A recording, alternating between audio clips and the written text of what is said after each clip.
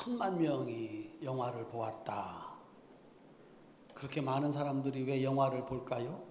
거기 공감하는, 참 배울 게 있고 나도 그렇게 생각했는데 저런 일이 있구나, 그런 감동, 그런 공감이 있을 때 천만 명이나 영화를 본다, 이렇게 얘기를 합니다. 알라딘 영화를 보셨나요? 여러분하고는 아무 상관없는 얘기가 되겠고, 알라딘이 지난주까지 1100만 명, 1100만 명이 봤다, 그렇게 얘기를 합니다. 알라딘은 그 아라비안 나이트로 불리우는 천일야화, 1001가지, 천일, 이게 많다는 뜻이랍니다. 중동에 있는 지혜자들의 이야기를, 그때는 글이 없으니까 이게 이야기로 만들어서 이렇게 전했던 거죠. 그래서 한 280여 편이 되는 이야기 가운데 이 알라딘이라고 하는 이야기가 있습니다. 이 알라딘은 그 뒷골목에 좀도둑으로 살아가던 청년인데 공주와 결혼을 한다, 그런 얘기입니다. 어떻게 그런 일이 가능할까? 그 일을 가능하게 만드는 진이라고 하는 램프의 요정이 있습니다. 램프를 문지르면 뻥 하고 나오는 요정인데, 무슨 일을 할 수 있는, 무슨 일이든지 할 수 있는 능력을 가진 거인입니다. 진이가 나와서 3가지 소원을 들어줄 수 있다고 말을 합니다. 그런데 자기가 들어줄 수 없는 2가지 소원이 있다. 하나는 죽은 사람을 살리는 거 못하고, 또 하나는 사람의 마음을 움직여서 누구를 좋아하게 하는 거 못한다. 사람의 마음을 움직이는 게 얼마나 어려운지 죽은 자를 살리는 것처럼 어렵다, 그런 뜻이 되기도 합니다. 불가능하다, 난 그걸 못 해준다. 참 솔직합니다. 진이는 신이 아닙니다. 진이는 그렇게 무한한 능력을 가지고 주인의 소원을 들어줍니다. 그런데 진이에게도 자기가 못하는 한 가지 소원이 있습니다. 그 요술 램프에서 자신을 해방시켜서 누구의 종으로 사는 게 아니라 자유로운 그런 존재로 사는 것입니다. 그래서 주인이 나타날 때마다 2가지 소원은 어떤 소원이든지 들어드릴 테니까 주인님의 소원을 이루는 데 쓰시고, 3번째 마지막 소원은 나를 이 램프에서 자유롭게 해방시켜 주면 안 되겠느냐. 2가지는 들어주겠는데 1가지는 나를 위해서 좀 써달라고 합니다. 그런데 결국 사람들은 3가지 소원 모두를 자기를 위해서 써버리고 맙니다. 그런데 이 3가지 모두 자신의 소원을 이루기 위해서 써버린 사람들의 마지막은 모두 불행하게 끝난다는 것입니다. 알라딘도 처음에는 오직 자신의 소원을 이루기 위해서 지니를 이용을 합니다. 그런데 많은 일들을 겪고서 지니에게 자유를 선물로 주는 것으로 3번째 소원을 씁니다. 그래서 그의 인생도, 그와 함께하는 사람들도, 그리고 지니도 행복하게 해주었다라고 하는 이야기로 끝을 맺습니다. 아라비아의 지혜, 내가 3가지를 가질 수 있는 기회가 있다면 그 중에 하나는 나에게 3가지를 가질 수 있도록 도와준 그 한 사람에게 선물로 주라는 것입니다. 그곳에 진정한 자유가 있고 행복이 있다라고 하는 이야기도 되겠습니다. 더 자세한 내용은 영화관에 가서 보시기를 바랍니다. 구약 성경은 여호와라고 하는 신에 관한 이야기입니다. 여호와 하나님은 천지를 창조하신 능력의 하나님이십니다. 특히 인간을 창조하실 때 하나님은 자유로운 존재로 누구에게도 속박을 받지 않고 자유롭게 살 수 있도록 만드셨습니다. 선악과를 만들어 놓고 이거 따먹지 마라 말씀하셨는데 그것조차도 네가 선택을 해라. 그래서 하나님이 만드신 사람에게 주신 축복은 처음부터 끝까지 자유입니다. 누구에게도 촉박되지 않은 자유로운 삶, 이것이 하나님이 만든 인생입니다. 그리고 그들이 끝까지 자유롭게 살기를 바라셨습니다. 그래서 하나님께서 법을 만드셨습니다. 10개 중에 하나를, 그 10개를 주신 하나님께 드리는 사람에게는 평생도록 돈 걱정하지 않는 재물로부터의 자유를 선물로 주셨습니다. 10개 다 하나님이 주셨는데 그 중에 한 개를 그 하나님께 드리면, 따라합시다. 재물로부터 자유. 말라기 3장 10절입니다. 함께 한번 읽어보시겠습니다. 말라기 3장 10절 함께 읽겠습니다. 만군의 여호와가 이르노라. 너희의 온전한 11조를 창고에 들여 나의 집에 양식 있게 하고 그것으로 나를 시험하여 내가 하늘문을 열고 너희에게 복을 쌓을 곳이 없도록 붙지 아니하나 보라. 아멘. 두 번째는 성경의 시간은 일주일 단위, 7일 단위로 움직입니다. 첫째 날, 둘째 날, 일곱째 날 안식, 다시 첫째 날, 둘째 날, 일곱째 날 안식. 하나님이 주신 시간 7일입니다. 이 7일 중에서 한 날을 하나님께 드리는 사람에게는 저주로부터 자유를 선물로 주셨습니다. 이사야 58장 13절부터 14절입니다. 함께 읽겠습니다. 만일 안식일에 내 발을 금하여 내 성일에 오락을 행하지 아니하고 안식일을 일컬어 즐거운 날이라 여호와의 성일을 존귀한 날이라 하여 이를 존귀하게 여기고 내 길로 행하지 아니하며 내 오락을 구하지 아니하며 사사로운 말을 하지 아니하면 내가 여호와 안에서 즐거움을 얻을 것이라. 내가 너를 땅의 높은 곳에 올리고 내 조상 야곱의 기업으로 기르리라. 여호와의 입의 말씀이니라. 아멘. 7개가 다 하나님이 주신 건데 그 중에 하나를 하나님께 드리면 그를 모든 저주로부터 자유로운 인생, 즐거운 인생으로 만들어 주시겠다 하는 것입니다. 세 번째는 이 세상 모든 게 다 하나님이 만드신 것이고 하나님이 주신 것인데 그 중에 하나, 선악과는 건드리지 않고 하나님께 드리면 하나님께서는 죽음으로부터 자유를 선물하신다라고 하는 것입니다. 창세기 2장 16절 17절입니다. 함께 읽겠습니다. 여호와 하나님이 그 사람에게 명하여 이르되 동산 각종 나무의 열매는 네가 임의로 먹되 선악을 알게 하는 나무의 열매는 먹지 말라. 네가 먹는 날에는 반드시 죽으리라 하시니라. 아멘. 그거 한 가지만 먹지 않으면, 그거 한 가지만 하나님께로 돌리면 너는 죽음으로부터 자유. 하나님께서 약속을 하셨습니다. 하나님은 요정이 아닙니다. 마술사가 아닙니다. 죽은 자를 살릴 수 있는 분이시고 사람의 마음을 움직일 수 있는 분입니다. 그분의 말씀을 따라 사는 사람에게 참 자유를 주시는 능력의 하나님이심을 믿으시기를 주님의 이름으로 축원합니다. 우리는 전쟁의 달 6월을 보내고 있습니다. 그리고 여전히 전쟁터 한복판인 그 6월을 보내고 있습니다.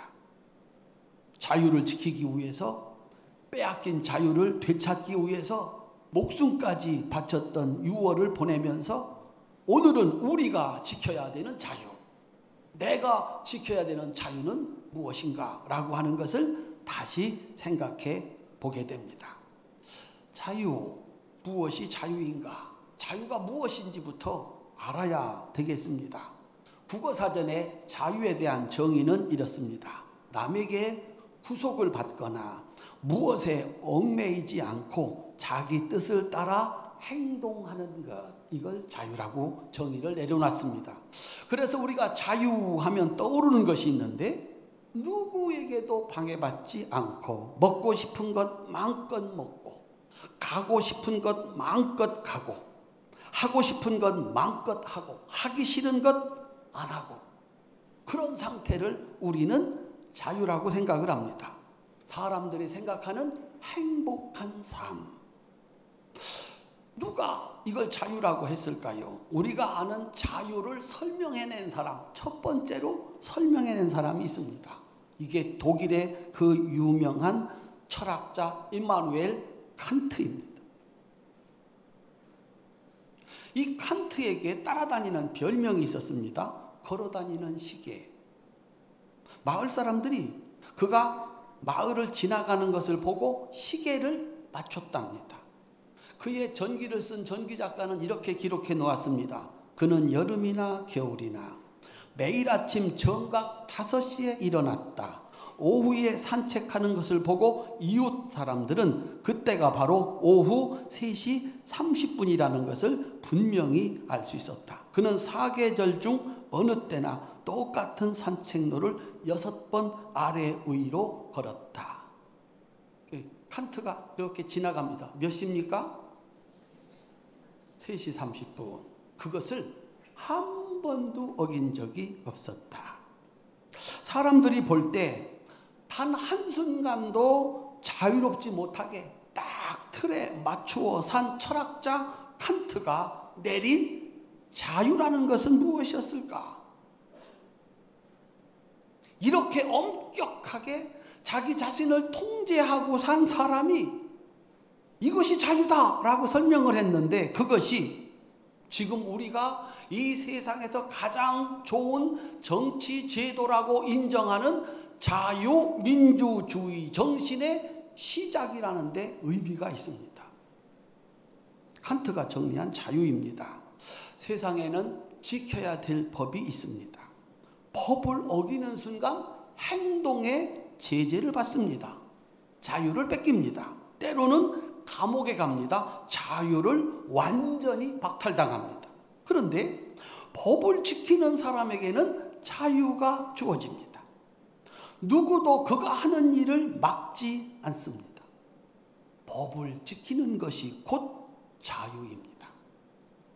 다만 법을 지키되 강제적으로 타인에 의해서 법을 지키는 것이 아니라 스스로 자율적으로 기쁨으로 법을 지키는 것입니다. 이것은 내가 마땅히 지켜야 하는 것이다. 그러면 법을 지키는 것도 자유의 구속이 아니라 즐거움이다 라고 하는 것입니다. 법을 지키니까 누구도 그에게 대해서 간섭할 일이 없습니다. 참 자유가 그곳에 있습니다. 이것이 칸트가 말하는 자유, 오늘 우리가 좋아하는 자유민주주의의 정신이라고 합니다. 한번 따라합시다. 법을 지키는 것이 자유다. 세계여행을 가고 싶으십니까? 누구의 간섭도 누구의 도움도 필요 없이 그저 내가 가고 싶은 곳 마음껏 가서 여행 한번 하고 싶다. 그런 자유는 어떻게 얻을 수 있을까요? 돈을 버셔야 됩니다. 비행기를 타고 가셔야 돼요. 돈 많이 가지면 1등석 타고 가면 정말 좋다고 합니다. 그 다음에 가서 누구의 도움도 받지 않고 이곳 가고 저곳 가고 하려면 뭐를 해야 됩니까? 외국어를 공부하셔야 돼요. 그 다음에는요, 건강하셔야 됩니다. 이것이 자유의 조건입니다. 누가 좀 더 많이 가지고 잘 할 수 있느냐, 그것이 그의 자유의 크기를 결정한다 하는 것입니다. 하나님은 사람을 자유로운 존재로 창조하셨습니다. 누구에게도 제재를 받지 않는 행복한 존재로 만드셨습니다. 성경은 자유를 만들어 주시기 위한 하나님의 법, 하나님의 선물입니다. 따라합시다. 성경 말씀을 잘 지키는 것이 자유입니다. 그 보이지 않는 하나님께서 이제 사람의 몸을 입고 이 땅에 오셨습니다. 그 예수님이 우리에게 주시고자 하셨던 것이 무엇일까? 하나님이 이 땅에 왔습니다. 똑같지요. 하나님이 주시고자 하셨던 것과 예수님이 주시고자 하셨던 것이 똑같았다. 예수님이 이 땅에 오셔서 나는 너희에게 이것을 주고자 한다, 이렇게 말씀하셨습니다. 누가복음 4장 18절 19절입니다. 함께 읽겠습니다. 주의 성령이 내게 임하셨으니 이는 가난한 자에게 복음을 전파하게 하시려고 내게 기름을 부으시고 나를 보내사 포로된 자에게 자유를, 눈먼 자에게 다시 보게 함을 전파하며 눌린 자를 자유롭게 하고 주께서 은혜 베푸실 때를 전파하도록 하기 위해서이다. 아멘. 예수님이 이 땅에 오셔서 우리에게 주시고자 하시는 것이 자유. 예수님의 제자들, 그리고 그때 예수님을 찾아왔던 사람들, 그리고 오늘 예수님이 계신 교회에 오신 여러분들, 무엇을 받으러 오셨습니까? 무엇을 얻으러 오셨습니까? 노마를 물리치고 자유를 얻는 것. 질병을 이겨 질병의 고침을 받아서 병으로부터 자유를 얻는 것. 정말 가난하다 이렇게 가난할 수가 있나?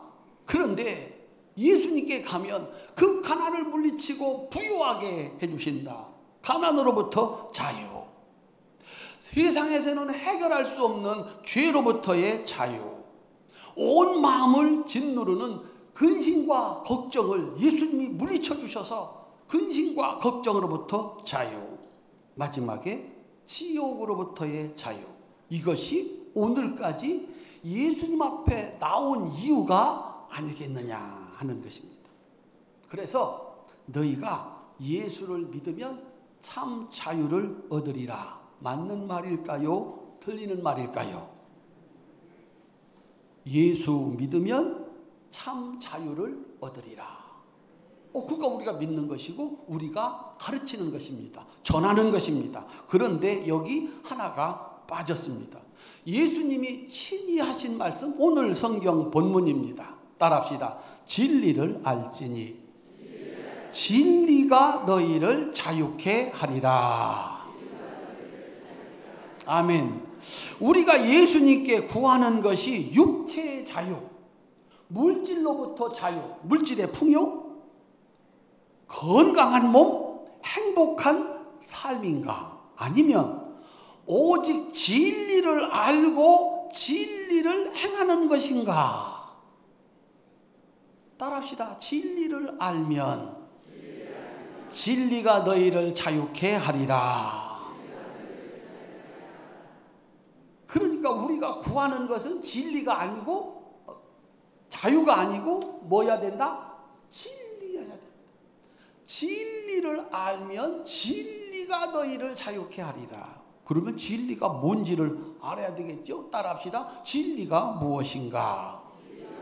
요한복음 1장 14절입니다. 함께 읽겠습니다.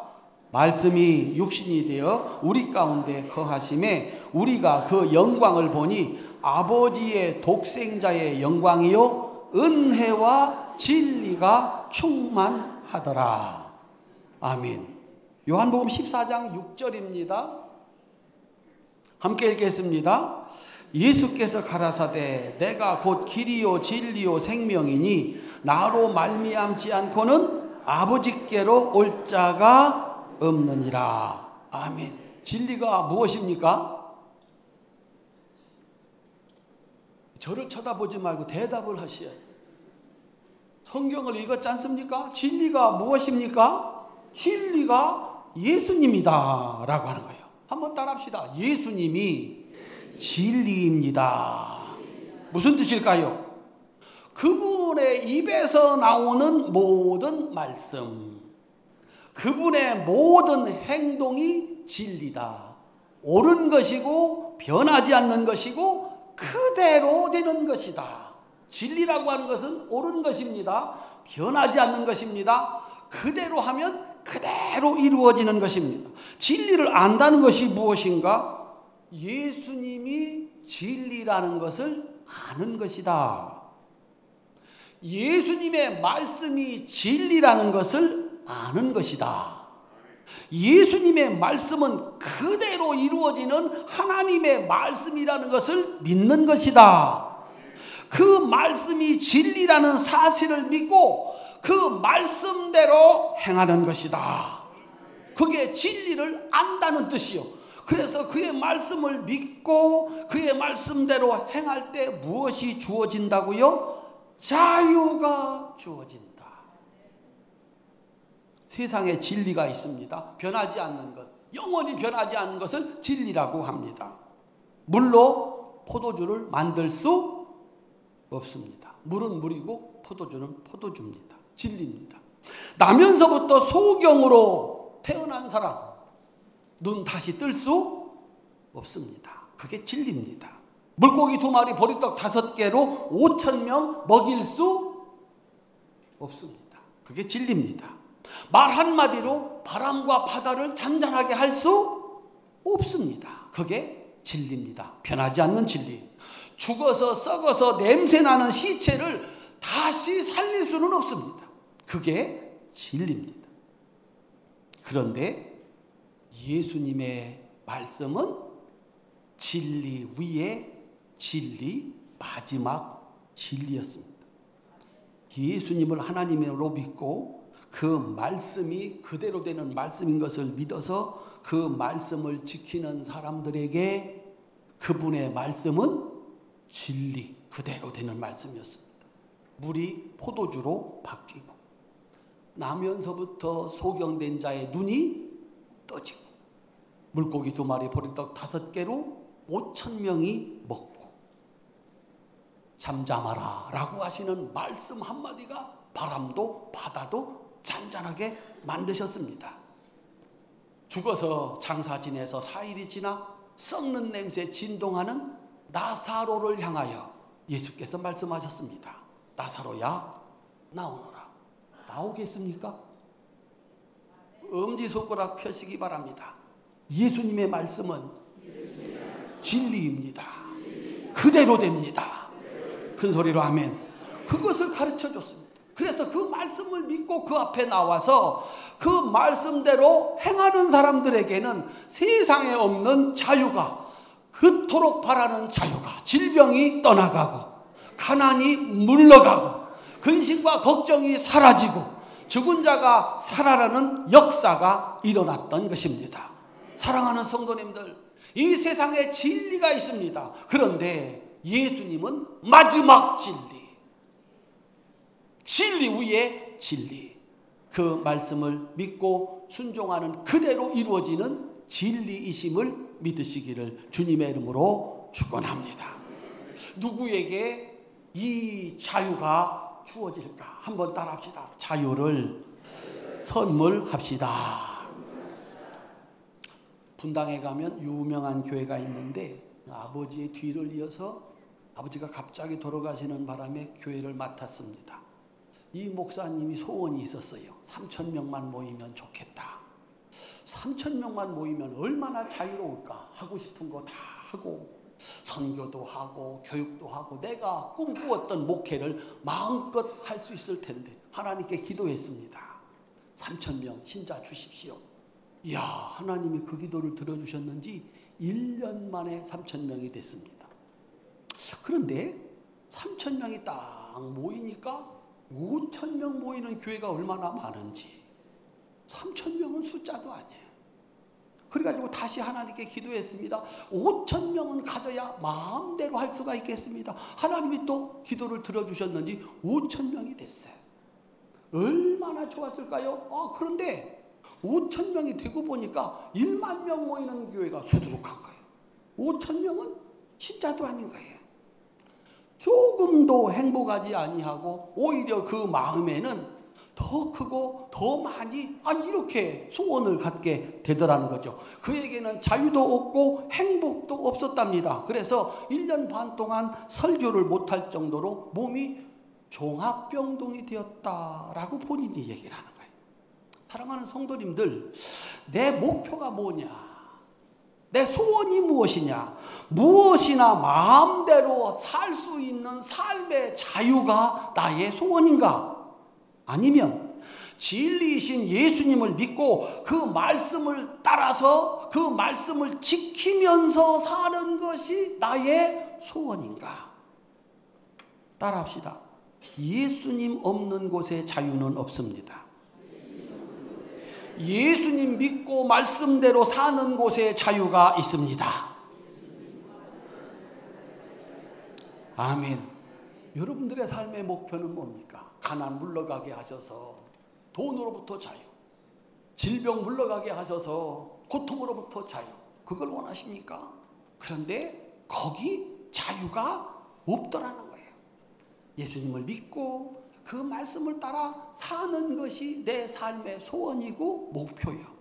그래서 그 말씀을 따라 순종하여 살았더니 거기 참 자유가 있더라. 물은 몇 도에 끓습니까? 100도에 끓습니다. 진리입니다. 별 소리를 다 해도 아무리 기다려도 100도가 되기 전에 물은 끓지 않습니다. 100도가 되면 어김없이 물은 끓습니다. 이것이 진리입니다. 법칙입니다. 방법은 그것밖에 없습니다. 칸트의 정의입니다. 법을 지키지 않으면 바로 자유를 빼앗긴다. 법을 지키는 동안 그의 자유를 빼앗을 사람이 없다. 법이 자유다. 어차피 해야 할 일이라면 기쁨으로 자신의 일을 하는 사람, 그는 자유로운 인생이다 라고 말을 하고 있는 겁니다. 세상의 지혜, 알라딘이 가르쳐준 지혜입니다. 3개를 가질 수 있지만 1개를 나를 위해서 수고한 그를 자유롭게 만드는, 그를 위해서 쓸 때 그곳에 참된 자유가 있다. 하나님이 가르쳐준 지혜 10개 다 하나님이 주셨는데 그 중에 하나를 드리면, 7날 다 하나님이 주셨는데 그 중에 하나를 드리면, 이 세상 모든 것 다 가져라 말씀하시고 하나는 나의 것이니 손을 대지 말라고 하는 하나님의 말씀에 순종하는 사람에게 진정한 자유가 있다는 사실을 믿으시기를 주님의 이름으로 축원합니다. 예수님이 보여준 지혜, 나를 알고 나를 믿고 내 말 그대로 지키어 살 때 그곳에 진정한 자유가 있다. 발천에 사랑하는 성도 여러분, 예수님이 진리이십니다. 옳으십니다. 영원하십니다. 변함이 없습니다. 그분의 말씀은 그대로 이루어지는 말씀인 줄로 믿으시기를 바랍니다. 그러므로 여러분들이 사람들한테 줄 수 있는 최고의 선물은 예수님이십니다. 돈이 아닙니다. 돈이 있다고 자유로울까요?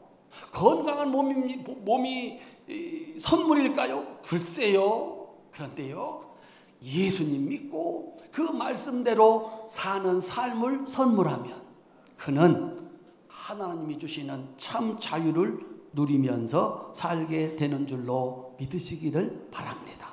그래서 내가 누구에게인가 먼저 주어야 될 선물은 진리이신 예수님입니다. 발천의 사랑스러운 성도님들, 여러분도 자유롭게 사시고 여러분들이 전해주신 예수님을 믿고 그들도 참 행복한 삶을 사는 이 축복의 역사를 만들어 가시기를 주님의 이름으로 축원합니다. 따라합시다. 그에게 자유를 선물합시다. 여러분 곁에서 함께 사는 사람들 3가지 다 잘하기를 원하십니까? 그러니까 기쁨도 없고 행복도 없습니다. 어떻게 사람이 3가지 다 잘합니까? 2가지는 그저 우리가 바라는 대로 잘해주고 1가지는 당신이 쓰시기 바랍니다. 남편이 3개 다 잘하기를 바라십니까? 아내가 3개 다 잘하기를 바라십니까? 자식들이 3개 다 잘하기를 바라십니까? 2개 잘했으면 됐다. 하나는 네가 써라. 내가 3개 다 잘했으면 좋겠습니까? 그래서 우리 마음에 자유도 없고 기쁨도 없는 것 같습니다.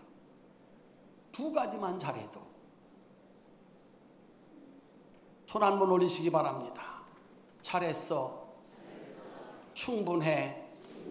1가지는 나에게 참 자유를 주시기를 원하는 하나님께 맡겨드리고 2가지 했으면 정말 잘한 거야. 하나는 하나님께 맡겨.